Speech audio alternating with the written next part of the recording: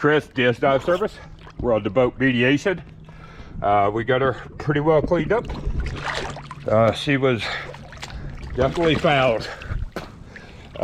We're also going to take a look at the starboard rudder and the starboard prop and pay attention to those two and the port side rudder. The rudders are bent and the prop on the starboard side is bent as well. So we're going to start on the port side. Let's take a look.